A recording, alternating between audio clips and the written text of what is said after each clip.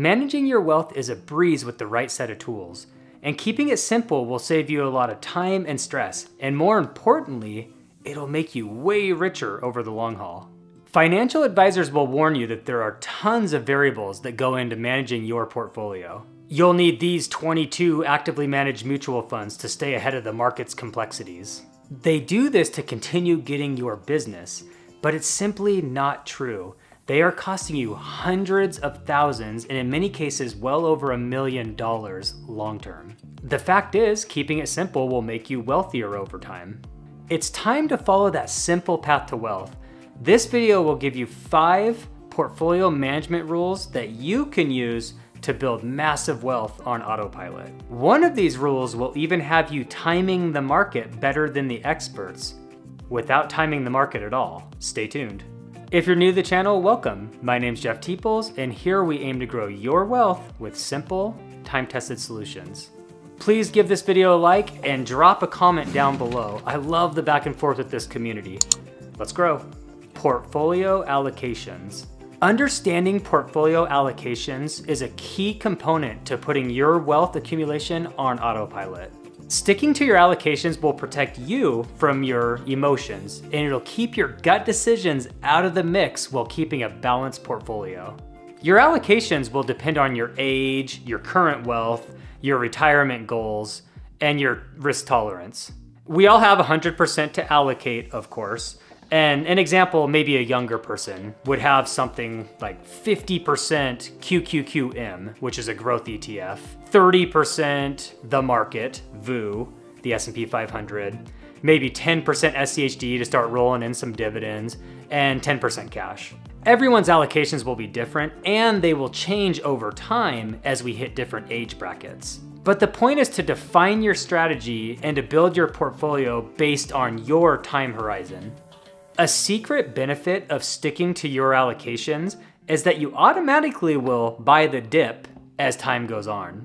Most people will naturally want to buy to jump on the hype train when the market's doing well, or they'll want to sell when they get panicked when the market starts to crash. We're all human here, and that's just how it works naturally within our psyche. But doing it that way is just wrong.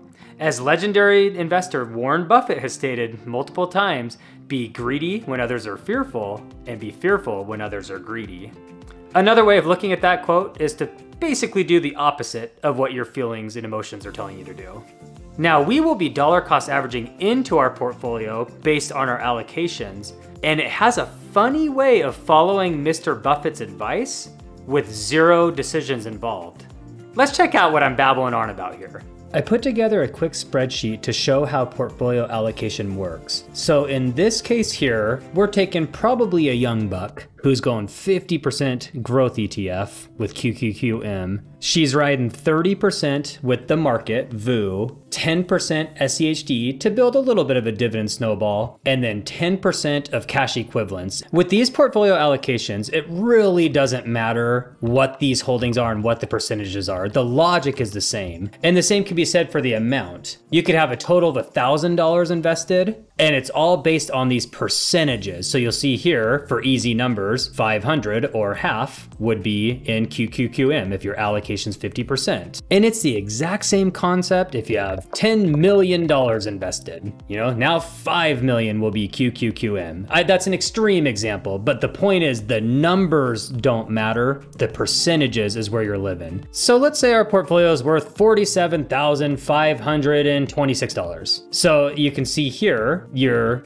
half QQQM, and then so on down the line, and you have $4,700 of cash. So let's use something like the recent bull market, where QQQM is literally up 50% this year, and SCHD is about flat. You know, cash will be roughly flat, of course, and the market's up 20%. So if you've been cost averaging in 50 to $100 a month with this portfolio, because of the extreme changes in value, you're going to be out of whack. You won't be balanced. So let's just say we'll take a half a year. QQQM's up 25%, VU's up 10 or so. SCHD is 2% maybe, including dividends, and your cash is about flat. So now you can see, without putting anything in to your market, you still have that initial amount invested. The values of your holdings have changed. So now QQQM is at 54% instead of 50, and then 28.5 for VU, 8.8 for SCHD, and 8.6 for your cash. The way that you automatically buy the dip, to get back on topic, is your cash is balanced first. So you want 10% cash in general, and you're at 8.6% cash. So the next time you dollar cost average into your portfolio, you'll put it into your high yield savings account or money market because you're underweight in cash. You don't necessarily have to sell these things unless you get really underweight. But as you dollar cost average in, you'll find that it's fairly easy to balance your cash. But you're thinking, how does that automatically buy the dip? Well, we've had a big run up. So you're investing into cash to get back to 10%. See, because you're underweight in cash. You have the same amount of cash, but your portfolio value is up by a decent amount. So you need more cash to balance it out to 10%. Now, let's say the market takes a dive and QQQM is down 15%. The market's down about 7. Say SCHD remains flat and your cash, we'll say it remains flat, even though it technically goes up a little with interest. Now, all of a sudden, your 47,000 is 42K and you're cash heavy per your allocations, because your cash is supposed to be at 10%, you're at 11.1. You need to deploy some of your cash into the market to get it back to 10%, AKA the market crashed and you're automatically buying the dip. So what you'll do here, in this case, it looks like you're very light in QQQM. So you'll want to take some of your extra cash and you'll have to do the math, to get it back to 10% and dump it into QQQM to get it back to its 50%. It's also important to look at your portfolio holistically. Most people, like my wife and me, have multiple brokers, HSAs, 401ks, and things like that. My wife and I both have 401ks that consist entirely of a low-cost S&P 500 fund. And for my personal allocation, I like about 1/3 of my overall portfolio to be the S&P 500, or VOO, V-O-O. That said, I actually buy 0 S&P 500 funds in my E-Trade and M1 Finance accounts where I do my investing, because our 401ks are about 1/3 of our overall allocation, our overall portfolio, if you look at the whole thing. If I were to buy VOO in E-Trade or M1 Finance, I would be out of balance. I mention this because I see a lot of people balance a specific broker when they have a bunch of holdings elsewhere. So really it makes their purchases more random and they won't naturally buy the dip to get their allocations in line over time when they dollar cost average in. Timing the market.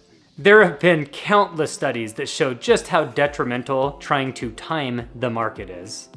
Yet people still to this day fall for the Wall Street predictions and try to time the market just right.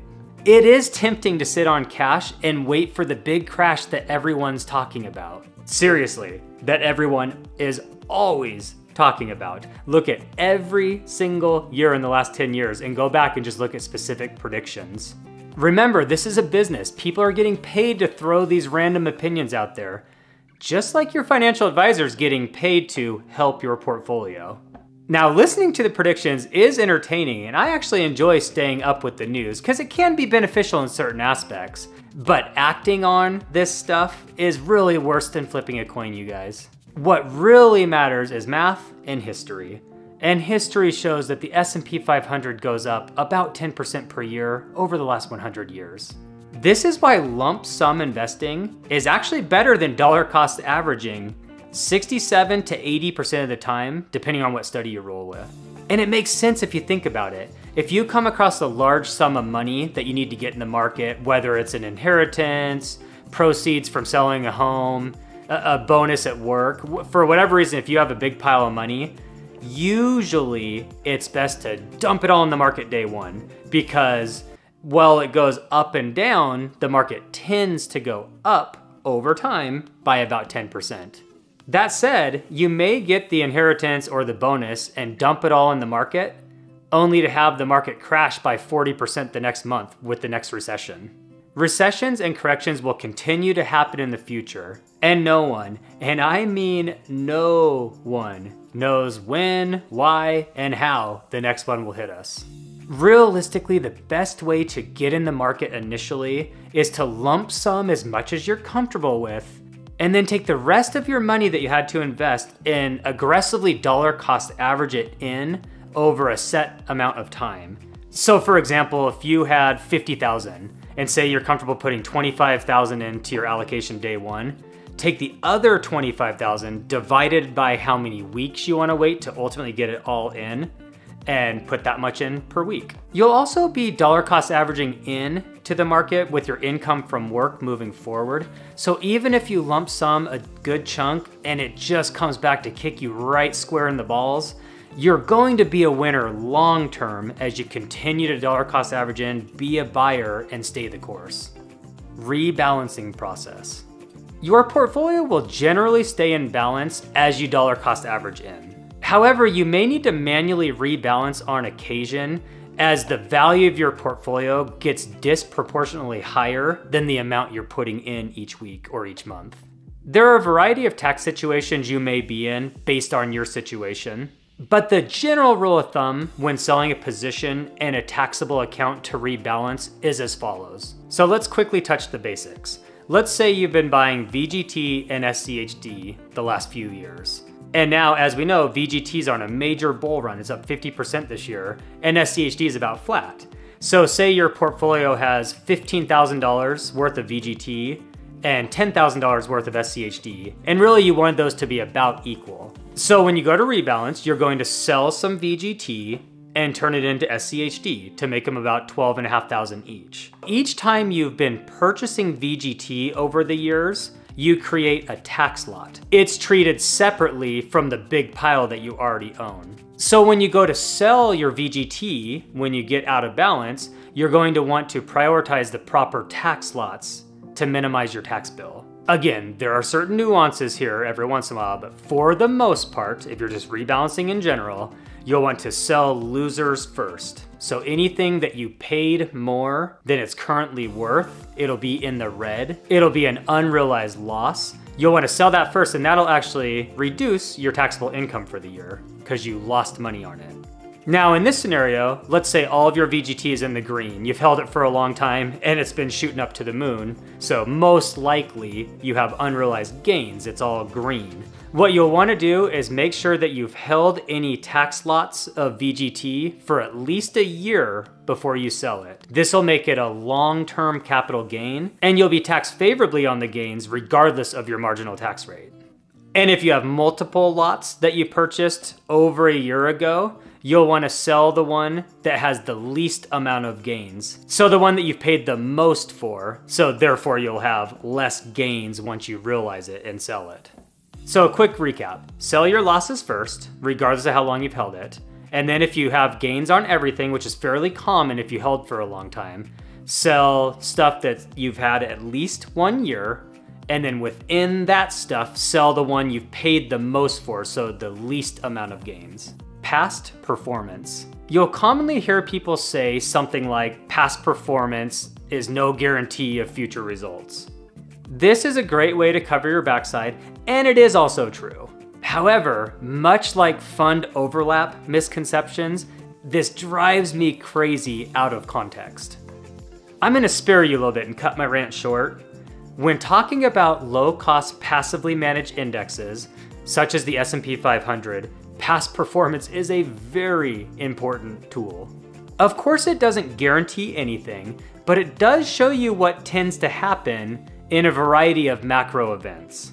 For example, we don't know when the next dot-com-like crash will happen with technology, but when and if it does, we certainly better know to load up on things like QQQM and VGT in the aftermath. Again, I only feel this way on passively managed, no gut decision, based on a specific index or set of rules, ETFs, which is all I invest in. So if you follow this channel, anything I talk about falls in this camp. And if it doesn't, I will specifically mention that it doesn't fall in this camp.